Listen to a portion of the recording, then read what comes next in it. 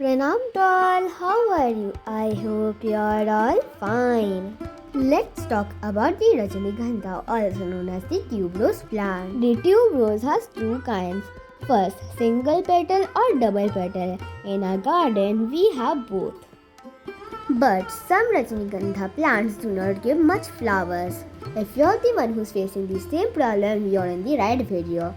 A lot of you may be having this plant, but a lot of you again do not know these facts. That tuberose releases its strong fragrance after sunset. That's why it is called the queen of the night. Many plants reproduce through seeds. Tuberose really produces from viable seeds. It mainly grows and spreads to bulbs like garlics. Tuberose is considered as a luxury flower. That's why it is used as a perfume in the whole world. Sounds surprising, right? These Rajnigandhas look like bouquet of flowers, but actually a single spike can hold up to 50 flowers. Each long flower spike carries about 30 to 50 individual blooms. That is why it looks so full and beautiful. Some plants only live up to 2 to 3 years, or maybe some herbs even live till 1 year. But if the tuberose is cared properly, a single bulb can multiply into many and blooms every year for 4 to 5 years. Let's return back to our topic.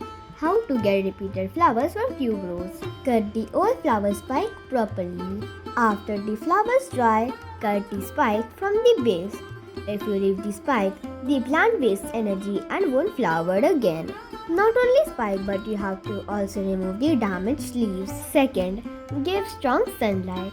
Tuberose needs 5 to 6 hours of direct sunlight daily. Without sunlight, it will grow leaves but no repeat flowers. Try to give your tuberose 5 to 6 hours of daily sunlight. Our rooftop does not have any shade. That's why the sunlight is not a problem. Next point. Use the right fertilizer. Not giving proper nutrition to your plant may lead to a destruction. And always dig the soil before giving any fertilizer. Digging the soil helps in aeration and makes the soil absorb the nutrients easily. And every 20 to 25 days, gently scratch the soil around the plant. Since our pot is of a small size, it has a really little amount of soil.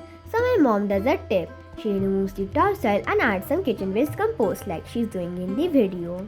This helps the bulbs grow stronger. When you're digging the soil, remember, do not disturb the bulbs. Do not dig the soil deeply.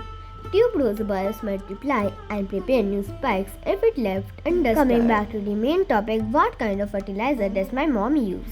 She replaces the water to some liquid fertilizer. Here she is dissolving the kitchen waste compost with water. My mom will add 2 more liquid fertilizer, but here you can use them separately. Kitchen waste compost has all types of micro and macronutrients. Here she is adding onion pea fertilizer. In short video and long video, we have said how to make this onion pea fertilizer. Onion peel fertilizer has potassium, calcium, magnesium and sulfur. And then she added banana peel fertilizer. It contains potassium, calcium and magnesium. Even if it is given once in a week, the plant will get proper nutrition. Even instead of this, you can add kitchen waste compost. Hope that your plant will grow healthy.